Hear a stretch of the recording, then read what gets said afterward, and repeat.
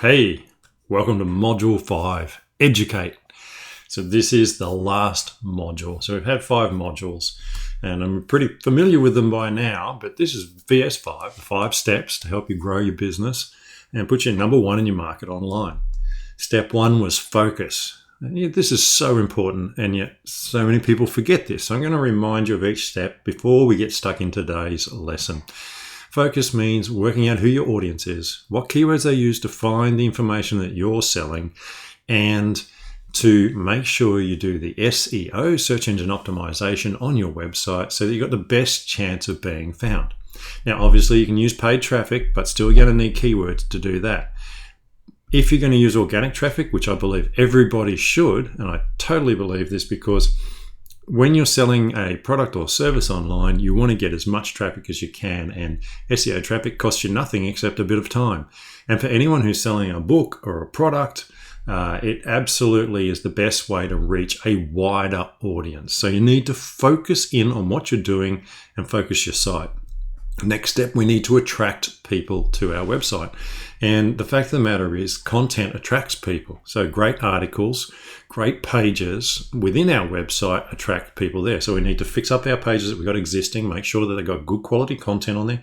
Then we need to write some good size articles, 2,000 to 3,000 words to attract people. And don't just write random articles, write ones that specifically target the keyword that the people are looking for. So, 7 steps to writing better headlines. If your specialty is all about sales copy, then that's a great way to get people to your website. Next step, we need to engage with them. People only come to your website once. Often they never, ever come back. So we need to make sure that we capture those people into a list. So we need to offer them a irresistible lead magnet, something that's easy to consume, that they can apply and get results within 5 minutes is always my recommendation. There's other things like quizzes, etc., that can take a little bit longer, but the goal is here to give them something that's informative, but will give them a result quickly. They can then say, oh, this person knows what they're talking about. Need to capture them, and then we need to build trust through automating content to them. So we get their name in the list, we send out 5 or 6 emails over time to build trust, and then we can make an offer to them. Next, we need to convert people. That's correct. If we're not selling, we're not in business. And I say this too many times. It's all very well to have a great website, to write a fantastic blog, but if you're not selling anything, that's fine if you've got a job, but if you want to be in business, that is not fine at all. So we need to convert people. We need to use calls to action. We need to use sales copy. We have to remember every page in our site is selling. In other words, there needs to be opportunities for people to find our products. So if you've got a book for sale, it needs to be in your sidebar there so people can see it. If you've got a product or a course, same thing. If it's services, call them to take action.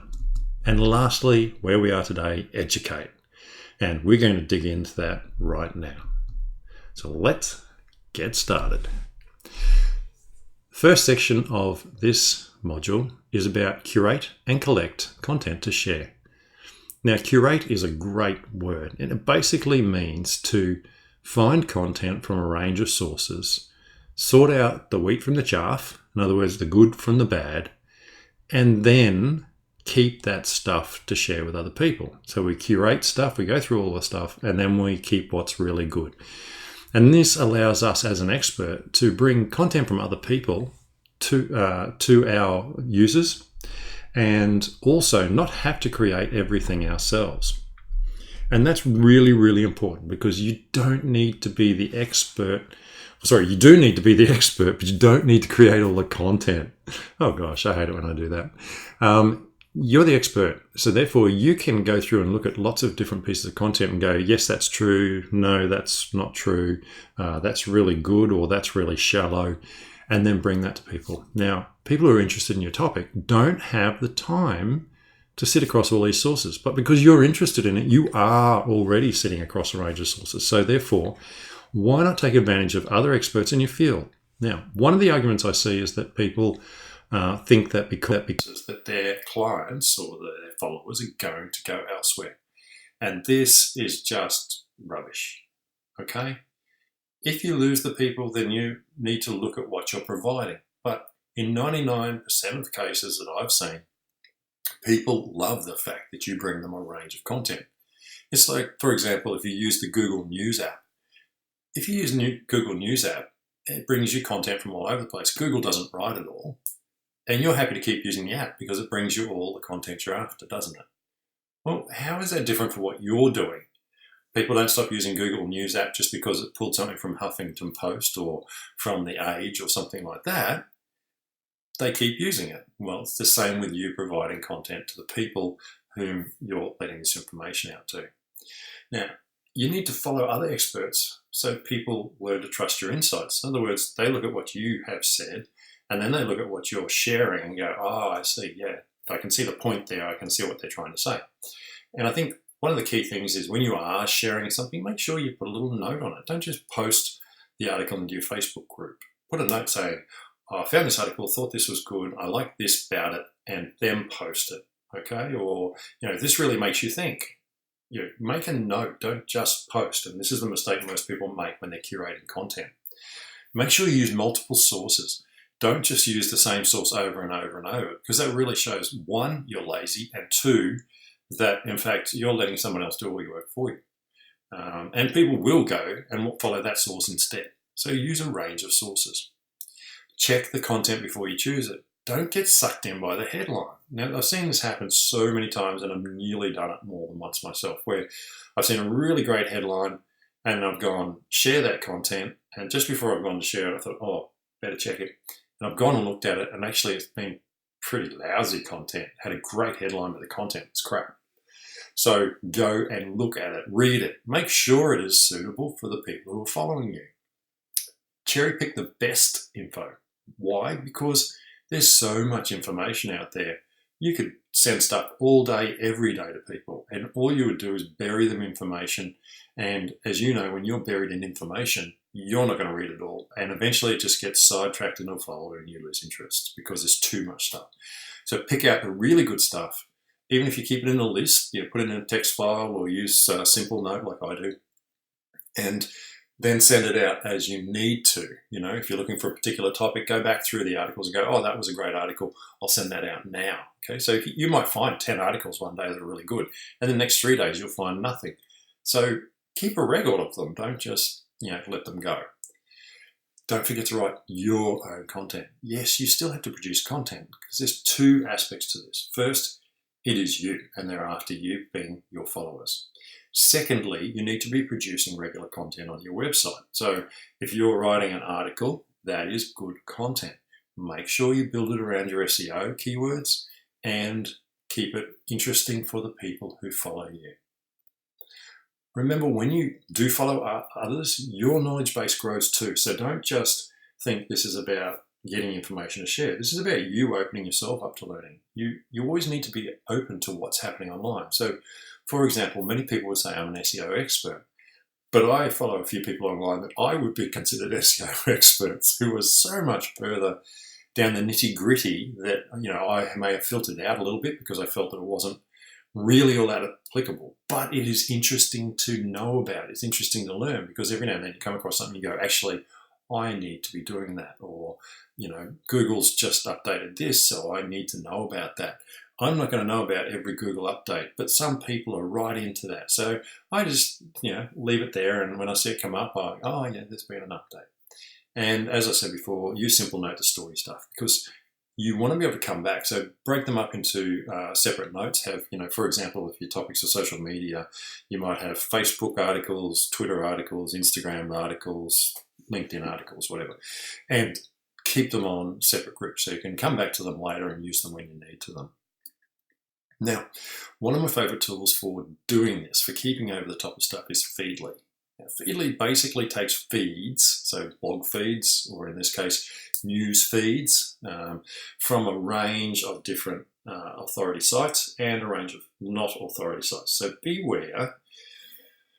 Some of the information is really high quality and some of it's garbage. So again, part of the process of curating is using your expertise to decide which sources are actually worth having. And if they keep producing garbage, then block them from your Feedly feed and get a different source.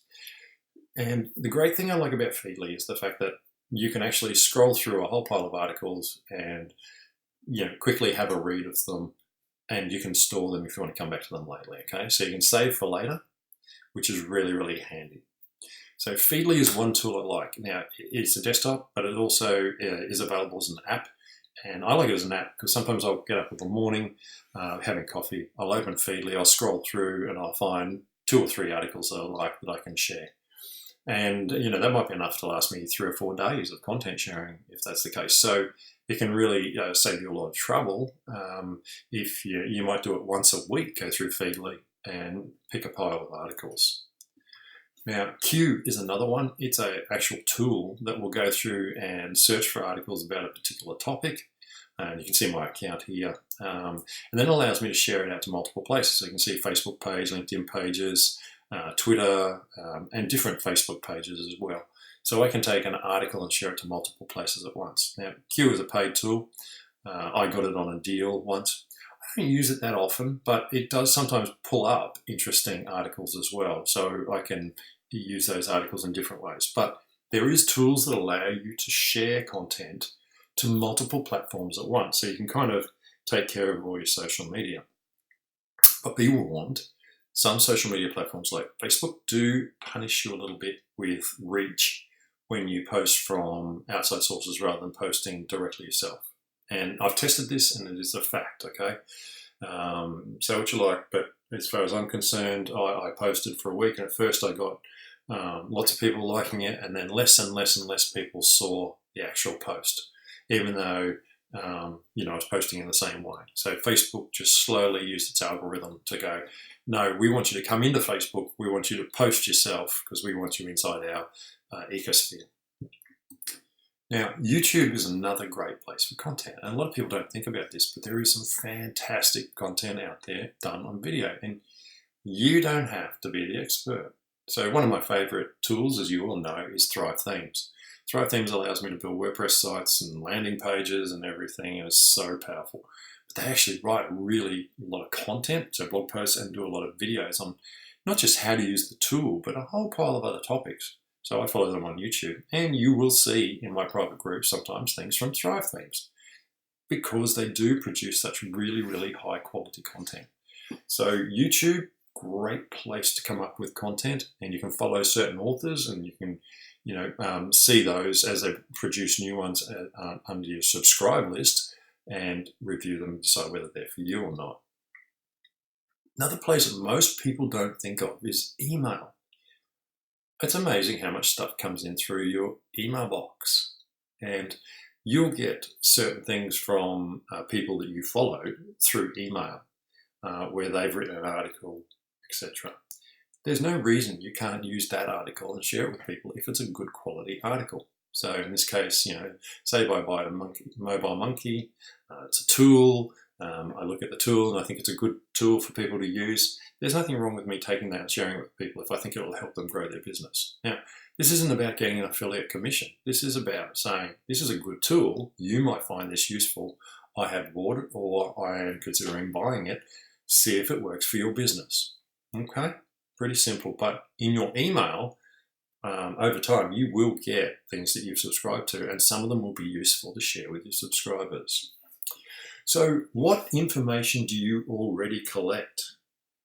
I've no doubt that you have certain places that you follow, certain Facebook groups that you're in, certain LinkedIn groups or people that you follow. What are some that you already do collect? And are you actually formally collecting them, or are you just kind of going, oh yeah, I follow all these people and I like their information? Remember, if you find something really good, you want to actually go and put it into a text file or simple note to store it so that you can come back to it later. Now, your activity for this section is to go and find 5 sources and sign up for their social email updates. So find 5 good quality sources. I've no doubt you know some of them already. And maybe even try using Feedly. As I said, it's a free app and a lot of your sources will actually have RSS feeds. So just do a search for their name in Feedly and you may be able to follow them through there. So start collecting and curating content that you can use with your subscribers. So the first step in educating people is getting content. And bring you back to the main point. You're the expert, but you don't need to create everything. Yes, you need to create content on a regular basis, but you don't need to do everything. If you try and do everything, you will come apart at the side seams. It's fine if you've got staff and they can carry some of the weight and they're doing some of the writing. That's different. That's, as your business grows, you can do that. But as a individual trying to grow your business, this is one of the quickest ways. And quite frankly, I believe it's a good way of you keeping over the top of what's happening in your field and being able to share it with other people. Yes, you can outsource it, but I just don't think you're going to get the quality, in my experience, because the person who is finding the content is not necessarily looking at it from the way you look at it as the expert to your people. So start to curate content, start to follow certain sources, and start to make a list of different articles that might be useful to share in simple note. I'll see you in the next section.